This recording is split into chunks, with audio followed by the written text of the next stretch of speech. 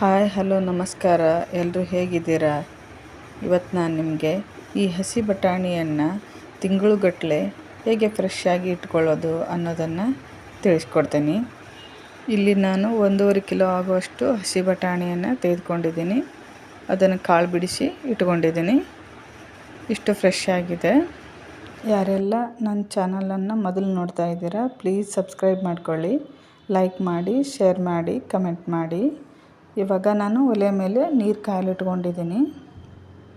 ಇವಾಗ ನೀರು ಕಾದಿದೆ. ಇವಾಗ ಒಂದು ಅರ್ಧ ಚಮಚದಷ್ಟು ನಾನು ಉಪ್ಪು ಹಾಕ್ಕೋತಾ ಇದ್ದೀನಿ. 1 ಚಮಚದಷ್ಟು ನಾನು ಸಕ್ಕರೆ ಹಾಕ್ಕೊಂಡಿದ್ದೀನಿ. ಈ ಸಕ್ಕರೆ ಹಾಕ್ಕೊಳ್ಳೋದ್ರಿಂದ ಈ ಬಟಾಣಿ ಕಲರ್ ಏನಿರುತ್ತೆ ಅದು ಚೇಂಜ್ ಆಗಲ್ಲ, ಹಾಗೇ ಇರುತ್ತೆ ಅಂತ. ಇವಾಗ ಬಟಾಣಿ ಹಾಕ್ಕೋತಾ ಇದ್ದೀನಿ ನಾನು. 1-2 ನಿಮಿಷ ಕುದಿಸ್ಕೊಳ್ಳೋಣ, ಅಂದರೆ ಬಟಾಣಿ ಎಲ್ಲ ಮೇಲೆ ಬರೋವರೆಗೂ. ಇವಾಗೆಲ್ಲ ಬಟಾಣಿ ಮೇಲೆ ಬಂದಿದೆ. ಇವಾಗ ಗ್ಯಾಸ್ ಆಫ್ ಮಾಡಿಬಿಟ್ಟು ಅದನ್ನು ಸೋಸ್ಕೊಳ್ಳೋಣ. ಜಾಸ್ತಿ ಕುದಿಸ್ಕೊಳ್ಳೋದು ಬೇಡ. ಇವಾಗೆಲ್ಲ ನೀರೆಲ್ಲ ಸೋಸ್ಕೊಂಡ್ಬಿಟ್ಟು ಈ ಐಸ್ ವಾಟ್ರಲ್ಲಿ ಹಾಕ್ಕೊಳ್ಳೋಣ.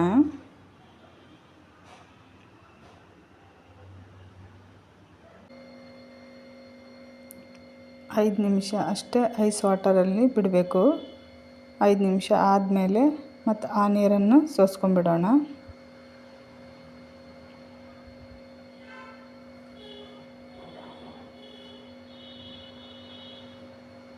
ಇವಾಗೆಲ್ಲ ಸೋಸ್ಕೊಂಡಾದಮೇಲೆ ಇವಾಗ ಒಂದು ಕಾಟನ್ ಬಟ್ಟೆ ಮೇಲೆ ಅದನ್ನು ಹರಡ್ಕೊಳ್ಳೋಣ. ಫ್ಯಾನ್ ಕೆಳಗಡೆ 2 ಅವರ್ಸ್ ಬಿಟ್ಟರೆ ಅದ್ರ ಮೇಲೆ ತೇವಾಂಶ ಎಲ್ಲ ಆರೋಗಿರುತ್ತೆ. ಬಿಸಿಲಲ್ಲೆಲ್ಲ ಒಣಗಿಸೋದು ಬೇಡ. ಇವಾಗ ನಾನು ಒಂದು ಡಬ್ಬದಲ್ಲಿ ಹಾಕಿಟ್ಕೊಂಡಿದ್ದೀನಿ. ಫ್ರೀಝರಲ್ಲಿ ಇಟ್ಕೋಬೇಕಿದನ್ನು. ಫ್ರೀಝರಲ್ಲಿ ಇಟ್ಕೊಳ್ಳೋದ್ರಿಂದ ಮೊಳಕೆ ಬರಲ್ಲ, ಯಾವಾಗಲೂ ಫ್ರೆಶ್ ಆಗಿರುತ್ತೆ. ಇವಾಗ ನಾನು 5 ದಿವಸ ಆದಮೇಲೆ ಹೇಗಿರುತ್ತೆ ಅಂತ ತೋರಿಸ್ತಾ ಇದ್ದೀನಿ. ನೋಡಿ, ಈ ಥರ ಇದೆ. ಸ್ವಲ್ಪ ತೆಗೆದುಕೊಂಡ್ಬಿಟ್ಟು ಬಿಸಿನೀರಲ್ಲಿ ಹಾಕಿ ತೋರಿಸ್ತಾ ಇದ್ದೀನಿ ನಾನು. ನೋಡಿ, ಎಷ್ಟು ಫ್ರೆಶ್ ಆಗಿ ಬಂದಿದೆ. ಇದರಿಂದ ನೀವು ಆಲೂ ಬಾಜಿ, ವೆಜ್ ಕೊಲ್ಹಾಪುರಿ, ಪಲಾವ್ಗೆ ಬಳಸ್ಕೋಬೋದು. 10 ದಿವಸ ಆದಮೇಲೆ ತೋರಿಸ್ತಾ ಇದ್ದೀನಿ. ಆವತ್ತೇ ನಾನು ಇನ್ನೊಂದು ಸ್ವಲ್ಪ ಮಾಡಿಟ್ಕೊಂಡು ಅದರಲ್ಲಿ ಮಿಕ್ಸ್ ಮಾಡಿ ಇಟ್ಕೊಂಡಿದ್ದೆ, ಅದನ್ನು ತೋರಿಸ್ತಾ ಇದ್ದೀನಿ. 1 ಇಯರ್ವರೆಗೂ ಫ್ರೀಝರಲ್ಲಿ ಇಟ್ಕೋಬೋದು, ಏನು ಕೆಡೋದಿಲ್ಲ. ಈ ಸೀಸನಲ್ಲಿ ಫ್ರೆಶ್ ಆಗಿರೋದು ಸಿಗುತ್ತೆ. ನೀವು ಮನೆಯಲ್ಲಿ ಮಾಡಿಟ್ಕೊಂಡ್ರೆ ಈ ಥರ ಬಳಸ್ಕೋಬೋದು. ವಿಡಿಯೋ ನೋಡಿದ್ದಕ್ಕಾಗಿ ಧನ್ಯವಾದಗಳು.